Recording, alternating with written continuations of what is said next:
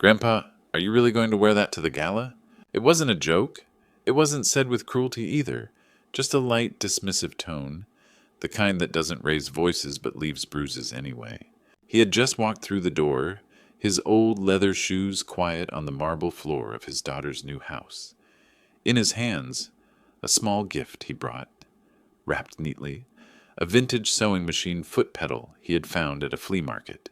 He thought the young designer in the family might appreciate the history in it, the story, the weight of something real. Instead, they noticed his shirt. It was the same one he wore when he laid the first stone of the little studio that used to be behind his house. The studio where he fixed shoes for neighbors, hemmed sleeves, patched jeans, and eventually taught a teenager from down the street how to use a sewing machine. That teenager was now standing across the room, sipping champagne, wearing custom Italian shoes, and pretending not to recognize him. Someone else chuckled. That shirt's probably older than me. The laughter wasn't loud. It didn't have to be. Just enough to tell him, without words, that he didn't belong here anymore. Not in this version of their lives. He stood there for a moment, unsure where to put the gift. No one came to take his coat. No one made space on the couch. He saw his reflection in a polished glass cabinet. Hair more silver than gray. Wrinkles deeper than he remembered, but the same eyes, the same hands, calloused, steady, the kind that had built everything around them. He smiled, not out of amusement, but as armor, the kind of smile a man wears when he's been quietly insulted by people he once carried on his shoulders. His daughter, radiant in a dress that sparkled under the chandelier, saw his hesitation, but she only glanced at her husband, then looked away, adjusted her bracelet, said nothing.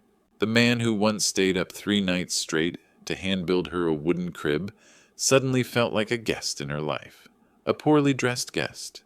The living room was full of success. Everything gleamed, the furniture, the people, the laughter, and yet he had never felt more out of place in his own family. He walked toward the back of the room and placed the wrapped gift quietly on a side table. No one noticed. As he turned back toward the hallway, someone whispered, "Maybe next time we get him a gift card for something decent to wear." He didn't turn around. He didn't raise his voice. He simply placed a hand gently on the wall, not for support, but to remember the feeling of something solid, something that didn't pretend. Then he walked out the front door, not angry, not broken, just quieter than when he entered. Inside, the music kept playing, the laughter resumed, but something had shifted, and not in him. Friends, let me take a short pause. Please tell us in the comments, where are you listening from? Have you ever experienced something like this in your life? If this story speaks to you, consider subscribing and sharing the video. This is how you help us grow and keep going. And now, let's continue. He stood off to the side as they gathered in front of the grand staircase for the group photograph. The flash of the camera lit their polished smiles, their tailored jackets, their glossy heels. His posture was straight, but he might as well have been a shadow cast against the wall.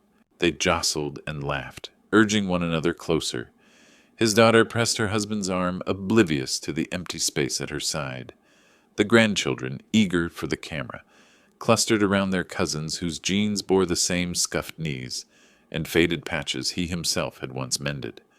They laughed at inside jokes born of quiet afternoons spent fishing or roaming the woods, 2 boys who understood the language of silence and shared glances more than words. He watched them, and something warmed in his chest.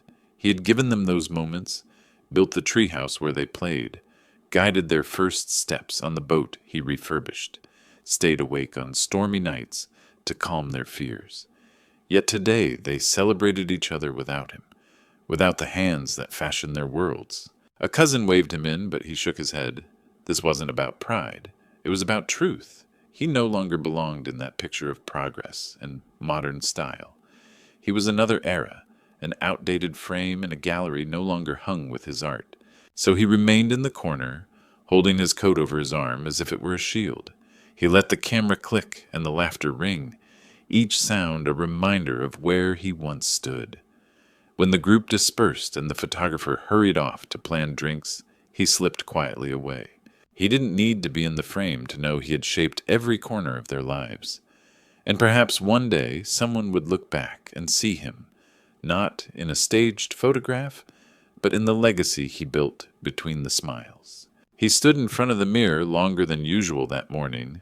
The jacket hung a little looser now, shoulders not as broad, back not as straight, but it still carried something his other clothes didn't, a memory.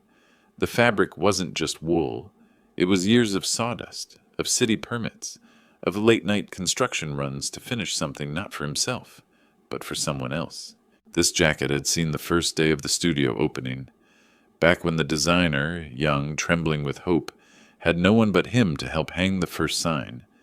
They'd painted the trim together in silence, surrounded by half-assembled mannequins and fabric rolls stacked like dreams. That night, this very jacket had caught the splash of white paint near the cuff. He never tried to wash it out. It was proof. He was there when it mattered. So today, when he zipped it up again, carefully brushing off the lint, tightening the sleeves, he thought maybe, just maybe, someone would remember. Maybe his presence would say something that didn't need a hashtag. Maybe his story still had a place in the room. He walked in quietly, as he always did, not to steal attention, but to offer support. That's who he'd always been, a builder, not a spotlight seeker. But the moment he entered, a whisper crossed the room. Not harsh, just careless. Did he come straight from the bus stop? A small laugh followed. Another voice, that coat. Man, that's got history. Like war veteran kind of history. He smiled gently, not bitterly. He was used to working through noise. Then someone, maybe the son of a cousin or the boyfriend of a niece, turned directly to him and said with a grin, "You look tired, sir. That's not a good color on you." It wasn't meant to wound, but it did. He nodded politely, lowered his gaze, and stepped aside to a quieter corner. Again. But in his pocket something scratched his fingers. A business card. Embossed letters.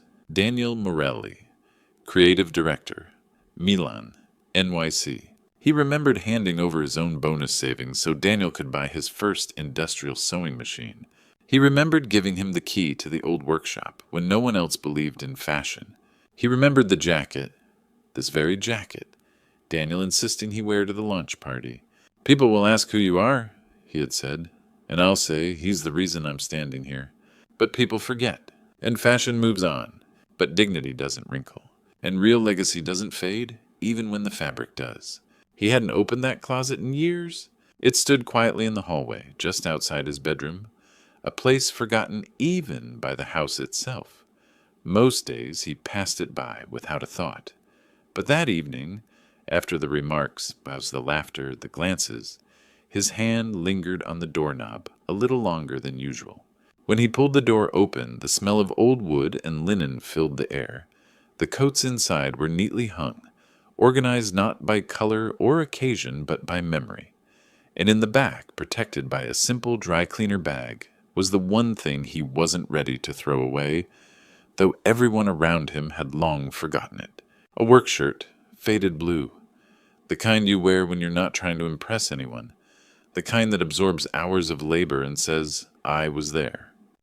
There was still a white stain across the chest, a spill from the first bucket of primer during the renovation of a warehouse that would later be called Visionary. The pocket was frayed, not from neglect, but from years of holding measuring tapes, pencils, and invoices. And then the collar. A marker signature, barely visible now. Ink faded with time, but unmistakably his. "Danny." Below it, scribbled with shaky teenage hands, "Thanks for the first table, and for the light. I won't forget." He held it close to his face, fingers brushing the ink, as if trying to bring back the moment itself. The memory was vivid. A young man with no capital, no team, no brand, just hunger, and a stubborn old man who said, "Let's build you something.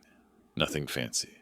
Just a place where your ideas can breathe." He built that first table from scraps in his garage, wired a single bulb to hang above it, sat there with Daniel late into the night, talking about stitching and stories, about fabrics that could carry a message.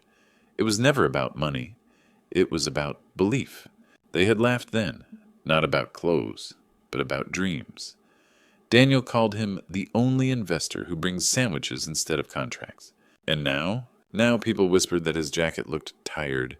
Now they posted photos with quotes about self-made success, cropped just enough to erase the hands that had steadied the ladder beneath them.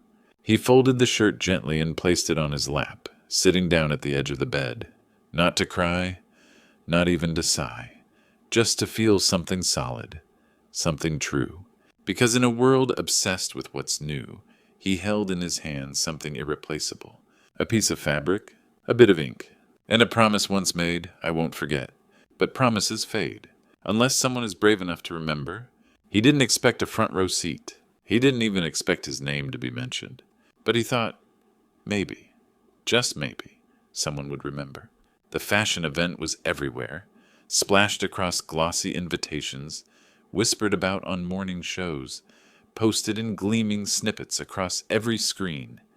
It wasn't just any show, it was the show, hosted in the heart of the city, inside a former industrial building with tall windows and raw brick walls, a space now hailed as iconic minimalism, urban reinvention, and a symbol of rising creativity. He remembered the space differently. He remembered the cracks in the foundation when it rained. He remembered hauling out rusted beams by hand. He remembered Daniel pacing in circles with his vision, pointing at empty corners and saying, "This could be the start if someone just believes in me." And so he did, quietly, without paperwork, without press. He came every evening after his shift, pulling wire, sanding wood, sealing bricks, making it warm enough to dream in. That's why when the online stream started, and the camera swept over the glowing venue, his chest tightened. He could almost feel the grain of the wood under his palms again. That railing, that wall, the platform runway, he had touched them all. He had built them all. He sat alone in his small living room. No fanfare, just a laptop on a wobbling table, and the distant echo of music bouncing off the screen. And then his family appeared. His daughter, his son-in-law, dressed elegantly, seated among influencers, sipping champagne. They smiled for the cameras, leaned in for pictures. They looked right at home. But no one had asked if he'd like to come. He wasn't on the guest list. He wasn't mentioned in the credits. He wasn't even in their minds. He watched as models strutted over beams he once nailed into place, as flashes lit up faces that had never seen him work by flashlight, as speeches celebrated those who made this possible, his name never spoken, his story erased. He didn't pause the stream. He didn't turn it off. He simply watched, not out of bitterness, but because this too was part of the truth. That sometimes the loudest applause is built on the quietest labor. That sometimes a show dazzles above, while forgetting what still holds it up from below. When it ended, he closed the laptop and sat in silence, not angry, not broken, but changed, because now he knew he would never be seen unless he chose to be, and maybe it was time. The interview looped again on his screen, a glossy backdrop, lights arranged like a cathedral of praise, and Daniel, confident, immaculate, untouched by the dust of his own origins. "Fashion," he said with a calculated smile, "is about the future. It's about movement, courage, not tradition, not sentimentality, momentum." The audience clapped. The host leaned in, admiring. "You've built something extraordinary, from scratch." Daniel nodded, eyes gleaming. "Yes, no handouts. Just vision and hard work." Those words settled like ash across the small living room where Thomas Bowen sat. A room with no awards, no spotlight, no clapping crowd, just quiet. On the wall across from him, a faded photograph. Daniel, 19, hunched over a borrowed sewing machine, wearing a patched hoodie. Behind him, Thomas stood with a toolbox, smiling with sawdust on his jacket. The sewing table had been salvaged from a junk pile. The first bolts of fabric came from a local shop, paid for in cash Thomas had withdrawn from his retirement fund. He remembered the words he said quietly after handing over the receipt. "Dreams are stitched, not bought." He didn't expect thanks, not every day, not a speech, but erasure. That stung. That studio they turned into a brand, The windows Daniel posted on Instagram as vintage industrial chic? Thomas had installed those windows himself, with gloves, sealant, and hands that had worked through frostbite for 20 winters. And yet not a word, not even in passing. The world believed in Daniel's myth now. It started with nothing, they said. But Thomas knew nothing had a name. And so he stood, walked over to his drawer, opened the thin, battered folder. Inside, a copy of the lease agreement, the original invoice for the studio's electrical work, and an envelope from over a decade ago, sealed, trembling fingers but never sent. A letter, handwritten, never meant to be opened, until now. He sat back down, watched the video again, listened to the applause again, heard Daniel say once more, "I didn't owe anyone. This was all me." The sentence didn't hurt as much the second time, because in that moment, Thomas realized something deeper than betrayal. Daniel hadn't just rewritten history. He had shrunk it, made it small enough to fit his ego, small enough to sell. But legacy wasn't sold, it was lived, quietly. Like worn calluses on fingers, like unframed blueprints, like fathers who gave and stepped back. Thomas didn't need the crowd to remember. He only needed one thing now, not revenge, just truth. And truth, like fabric, lasts longer than fashion. The drawer creaked open with a sigh, as if even the wood remembered. Thomas reached into the back, behind faded instruction manuals and unopened letters, and pulled out a folded piece of paper that had yellowed at the edges. The ink was still intact, his handwriting neat but humble, next to a signature written by a trembling 20-year-old, Daniel Carr. It was a receipt, not for something glamorous, not for something grand, just the first month's rent. An old warehouse leaking at the corners, with cracked floors and no central heating. Back then the space had smelled of rust and mildew, but Daniel had walked through it like it was Paris. His eyes lit up at the broken skylight, already seeing runway lights. He didn't have the deposit, couldn't afford insurance. He didn't even own a proper coat, but he had ambition. And Thomas, quiet watching, had written the check. That wasn't all. He had wired the sockets himself, carried the rolls of insulation on his own back, pasted wallpaper with borrowed glue. And when the light bulbs flickered, he climbed the ladder and replaced them one by one, wearing the same jacket they now mocked at family dinners. He remembered Daniel's words that night. "I'll pay you back. You'll see. One day I'll make you proud." But over time, that sentence had vanished, like chalk on wet stone, and in its place came interviews, flashbulbs, and acceptance speeches, with no mention of Thomas at all. He traced the numbers on the receipt with his finger, slowly. $1,250, the exact amount that had come from the envelope hidden behind canned food in his kitchen. Money meant for his medical checkup. He never went. Thomas stood up and walked to the corner of his study. There was a wooden box there, plain, nailed shut. Inside, copies of emails, invoices, design drafts, the fabric order they placed together, a photograph of Daniel's first table, painted white, standing in the middle of that bare warehouse. He stared at the box. He hadn't touched it in years, because he never planned to prove anything. But now he was being erased. Not forgotten, erased, and that was different, because forgetting was human. But erasure? That was a choice. Outside, the sky shifted, gray and pale, quiet. Inside, something heavier was moving, more than memory. It was resolve.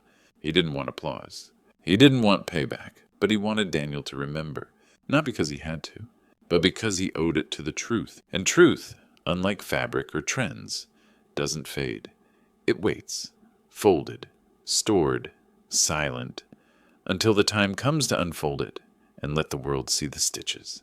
The dining room was glowing with warm light, the chandelier reflecting off polished silverware and untouched wine glasses. Laughter circled the table like a trained animal, polite, rehearsed, socially filtered. The family had gathered to celebrate Daniel Carr's latest collection being featured in Milan. The TV in the background played a news segment with shots of models strutting down the runway.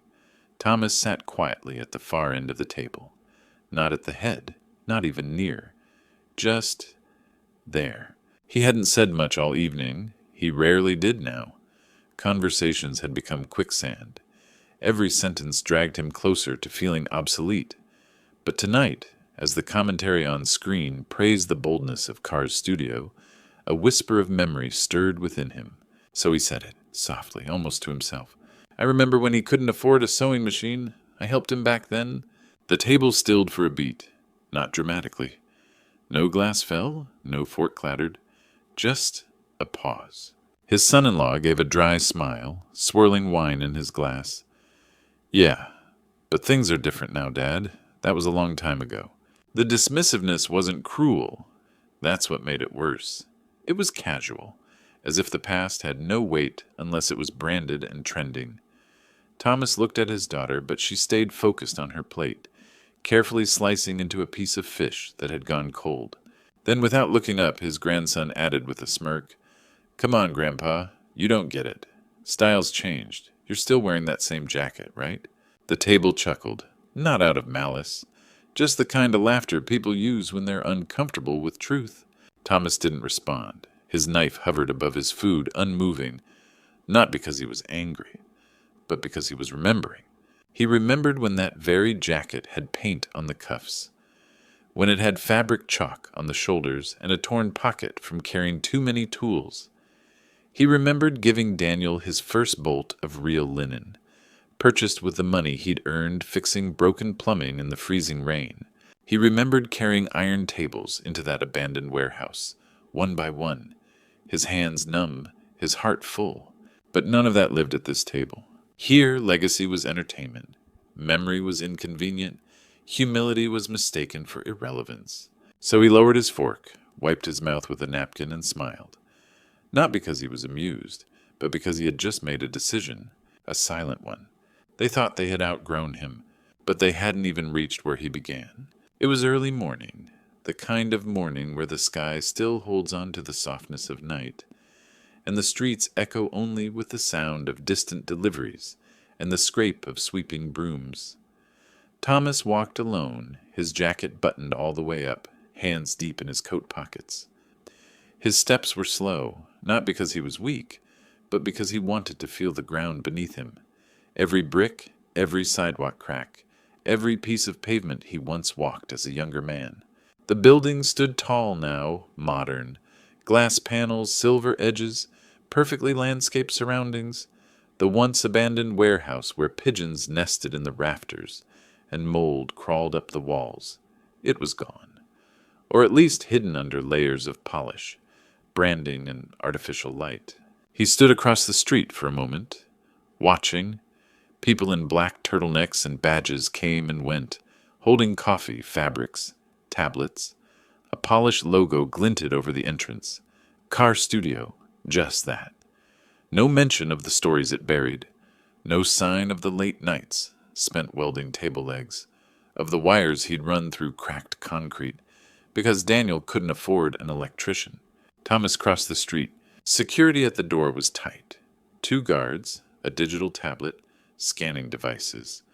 One of them, a young man with an earpiece and mirrored sunglasses, stepped forward. Sorry, sir, this is private property. Are you on the list?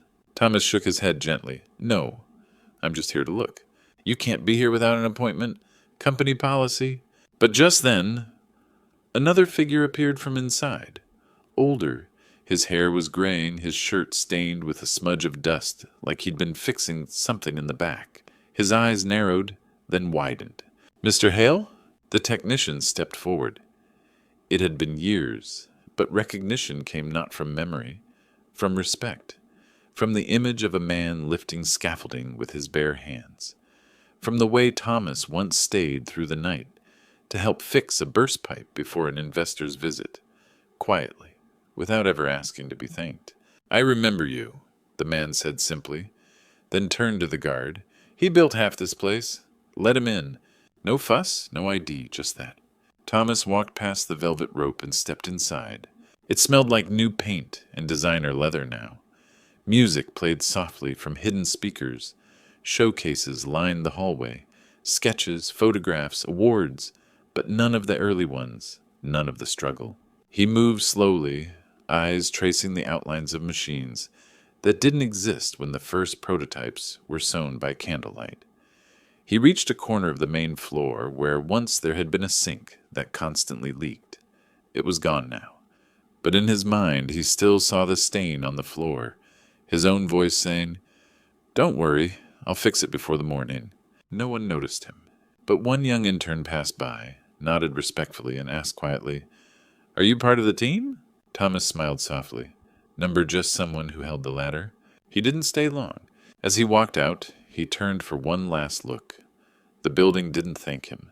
It didn't need to. The technician's nod, the only acknowledgement that mattered, still lingered. He walked away, not bitter, not proud, just certain that some foundations don't need to be seen to carry everything above them. The interview was supposed to be just another stop on the never-ending carousel of press appearances. The fashion house had just launched its newest collection. Minimalist, bold, impossibly expensive. The designer, Daniel Carr, now graced the covers of international magazines. Every word he said echoed across social media and industry blogs. He wore an immaculate jacket, tailored within a whisper perfection, and spoke with the calm confidence of a man who'd already made it. The studio was pristine. Cameras clicked. Microphones hummed. "Oh, so?" the journalist began, legs crossed, tablet in hand. "You've come a long way. From a small-town kid with a sketchbook to the head of one of the biggest brands in the world. Who inspired you?" It was an easy question. Expected, usually met with a curated answer.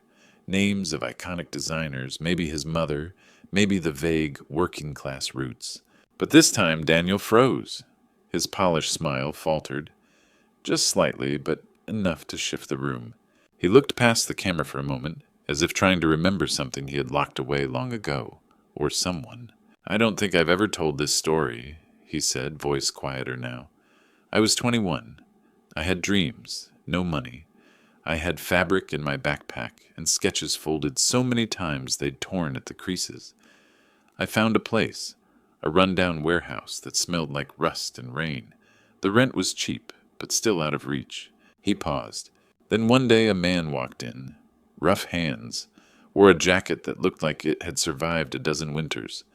I thought he was a repairman. He didn't say much, just asked what I was building. I told him, nervously. "A future." Silence. And without asking for anything back, he came the next day with light bulbs, then paint, then a check to cover the first 3 months of rent. I never knew why. I never asked. The journalist blinked. "Did he want credit?" Daniel shook his head. Number, he never even gave me his full name. Just told me to keep going. I think he believed in me before I did. The air in the room changed. "And for years I forgot him," Daniel added, voice shaking ever so slightly. "Worse, I erased him. I let the world think I built everything alone, but I didn't." He looked into the lens now, not for the audience, but for the man he hoped was watching somewhere. "You didn't wear designer suits. You wore purpose. You didn't speak in interviews. You spoke with your time, your tools, and your trust. And if you're out there, thank you. I never would have opened that first door without your key." The interview ended, but something else began. The clip went viral, not because of the fashion, but because of the truth.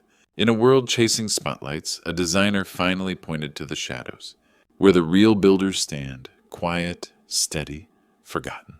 Until now. It was late evening when the clip aired on national television, but online it had already surpassed 1 million views. Notifications pinged incessantly on George's phone. Retweets, comments, messages. Yet when he looked down at the screen, he saw only his own face reflected back, etched with lines of time, eyes that had waited too long. Across the city, millions watched Daniel Carr's confession. When he finally spoke the name, George Adler, the camera lingered, capturing the designer's solemn nod. That single moment transformed history in an instant. In George's modest kitchen, dinner lay untouched. The light above the table flickered, as if uncertain whether to remain. His hands shook slightly as he turned off the notifications. He didn't need the numbers or the accolades. He needed something simpler: acknowledgement. Meanwhile, his family saw the moment unfold in real time. The grandson, perched on the edge of a plush sofa, scrolled through social media. The banner across his phone glowed. Renowned designer thanks mysterious mentor. He tapped the clip and watched as Daniel's memory of dusty floors and borrowed tools morphed into national applause. As Daniel uttered George's name, the boy's eyes widened. He slipped the phone into his pocket and lowered his gaze, cheeks flushing with something between shame and pride. All evening he had listened to his parents gush about self-made success, never realizing the foundations were built by the man just a town away. In the dining room, his daughter sat before the television, plate in hand, the fork suspended in mid-air. When George's name echoed through the speakers, her breath caught. Slowly, she rose and walked toward his study. With each step, the dining room chairs and the celebratory chatter faded behind her, until she reached his closed door. She paused, hand trembling on the knob. Inside, George leaned back in his chair, eyes fixed on the silent screen. He didn't turn around when the door creaked open. He only felt her presence, warm, hesitant, heavy with unspoken regret. She didn't speak. She simply stood there, letting the silence fill the space between them, the same silence that had settled countless times before. George waited, not angry, not demanding, but patient, like a cornerstone holding a building steady. After a long moment, she took a trembling step forward and placed the phone on his desk. The clip paused on Daniel's face. She didn't say, "I'm sorry." The apology hovered unspoken in the air. He reached out, his fingers brushing the device. His name glowed on the screen, undeniable. His daughter's eyes filled with tears.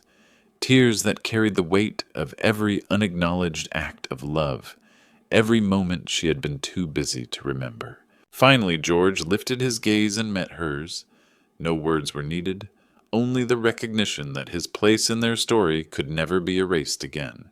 Downstairs, the grandson joined them at the door. He leaned in, eyes bright with apology and newfound respect. George placed a hand gently on his shoulder, a silent blessing. Outside, the city lights shone on, but in that quiet study, something brighter had come to life. A father's name, spoken at last, restored in voices that would carry it forward. A single envelope arrived on an unremarkable morning, slipped beneath George's door like a secret breeze. It wasn't bulky. It bore no logo. No postmark stamped it with business formality. In his own neat handwriting, Daniel Carr had written, "George, I owe you more than words. Please join me. I have something to return, at least in memory." George held the paper between fingers that had once turned blue with dye and cracked with calluses. The room around him felt still, alive only with the soft hum of the refrigerator and the distant hum of traffic. He read the invitation twice, then 3 times, each word landing like a warm stone in the hollow where gratitude should have lived. He set the envelope on the table and closed his eyes. For years he had watched from the margins, helping without claim, giving without an audience. He thought his work was its own reward. But now Daniel sought more than a mention in an interview. He sought George's presence. The date on the invitation rested just days away. The venue, Carr Studio, gleaming once derelict building now transformed by high-ceilinged elegance. The occasion, a private unveiling, a tribute to those who build from the ground up, Daniel had written, starting with the man who handed me the first key. George pictured the place he had rebuilt literally from its bones, the foundation he had reinforced, the lights he had wired, the very floorboards he had sanded until the wood shone. It was no small gesture for Daniel to call him back, not as a mentor or a guest, but as the heart of the entire endeavor. He thought of his daughter and grandson, how their perceptions of him had shifted in the silence, and then in that broadcast of his name. He thought of the hidden receipt in his drawer, the shirt on its hanger, the dusty workbench waiting to be remembered, and now this. He wasn't sure if he would say much when the day came. Perhaps only enough, a nod, a quiet "thank you," a brief touch on Daniel's shoulder to let him know that acknowledgement, had finally bridged the years, but he felt the invitation stir something deeper in him, the realization that memory, once awakened, can reshape relationships more powerfully than any apology or accolade. He spent the next few days preparing, not by choosing an outfit, but by revisiting those notebooks filled with blueprints and invoices, laying them out on his desk. He traced the dates with a finger, recalling the nights he stayed up when Daniel slept, sewing the first hems of a young designer's dream. He traced the outlines of that long-ago warehouse on the map now pinned above his work table, marked simply Home of Beginnings. When the evening finally arrived, George felt neither nerves nor nostalgia. He felt a quiet pride, a sense that the man who once built for others without a thought for his own recognition was now being celebrated exactly as he had always deserved. And though no RSVP was required, no confirmation box to check, George Adler knew he would be there, not as a footnote, but as the cornerstone. He stepped into the Hush Theater just as the final model prepared to walk the runway. The scent of fresh flowers and polished wood mingled with the faint echo of footsteps on velvet carpet. Guests, dressed head to toe in the latest couture, settled into their seats, expectant, curious. But beneath their practiced composure, a different kind of anticipation trembled through the air. Lights dimmed. A single spotlight pierced the darkness, illuminating the center of the stage. A hush fell deeper than the murmur of fabric. Even breaths seemed suspended. Then, without fanfare, the last model appeared, not draped in silk, but clad in a simple, sturdy uniform. A well-worn flannel shirt, steel-toe boots, denim trousers patched at the knees, the uniform of a craftsman. The audience shifted, uncertainty flickering across glossy faces. And then, as the model paused, the screen above flickered to life. In grainy black-and-white footage, a young man, his own face decades younger, sat at a humming sewing machine. Fabric lay piled around him like raw potential. His sleeves rolled up, his brow furrowed in concentration. A single bulb overhead cast a ring of light around him, illuminating sweat on his temples and resolve in his eyes. The music swelled, not a beat-driven anthem, but a slow, resonant cello that carried the weight of years. The camera lingered on his hands, the hands that measured, that stitched, that carried bolts of cloth heavier than themselves, the hands that laid the first plank of that urban sanctuary where dreams found shape. Then the lights rose on the uniform-clad model. At that moment, the entire room exhaled. The shock of recognition washed over them like dawn breaking after a long night. Applause erupted, not polite, not restrained, but wild and unrestrained. The kind of applause reserved for moments when the heart remembers what the eyes forgot. Guests rose to their feet in a single wave, standing ovation rippling through the rows. Dresses rustled, shoes tapped in rhythm. Even the polished shoes of investors and influencers tapped in gratitude. No one stayed seated. They clapped for the man on screen. They clapped for the quiet labor behind the flash of runways. They clapped for every unseen hour, every uncredited act of belief. And then at the edge of the stage, the designer reappeared, eyes misty, voice caught once in the throttle of emotion. He bowed deeply toward George, acknowledging not just the uniformed model, but the living legend in the audience. George rose too, his posture straight despite the years, his eyes damp with something close to relief. In that moment, the show transcended fashion. It became a tribute to the hands that build foundations, to the souls who labor in silence, to the quiet hearts that sustain dreams. The uniform lingered on that model as a symbol. That true style is crafted by those who work, not just those who walk. When the applause finally faded, it left behind a resonance deeper than any fabric could hold, a resonance of respect, of memory reclaimed, of a promise finally fulfilled on the grandest stage of all. After the show, the city lights outside seemed softer, as if even the night had paused to reflect. The car ride home was silent, not heavy, but full. His daughter sat beside him, hands clasped in her lap, eyes occasionally drifting toward him, then away. In the back seat, his grandson scrolled through his phone, but not aimlessly. He was watching the tribute again, volume low, eyes wide, lips parted slightly in awe. The silence between them was no longer filled with judgment or distance. It was space making room for something to return. At home, they didn't turn on the lights right away. The soft glow of the hallway lamp was enough. George hung his coat, the same one they once called too old, onto the wooden rack he built with his own hands 40 years ago. It stood firm still, unshaken like the man who carved its shape. His grandson lingered in the living room, arms folded, shifting his weight, unsure how to begin. But then, with an almost embarrassed sincerity, he stepped closer and spoke. "Grandpa," he said, voice quiet but steady, "can you tell me how it really started? I mean, all of it?"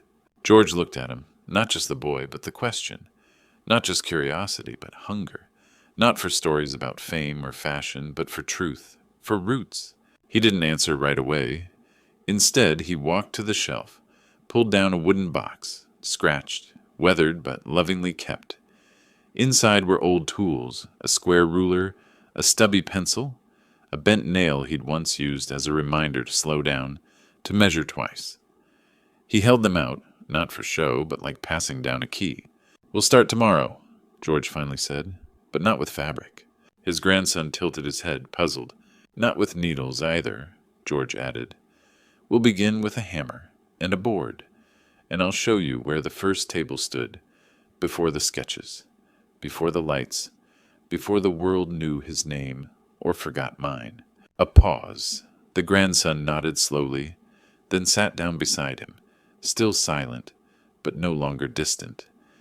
In that living room, surrounded by nothing glamorous, no flashing cameras, no applause, 2 generations sat eye to eye.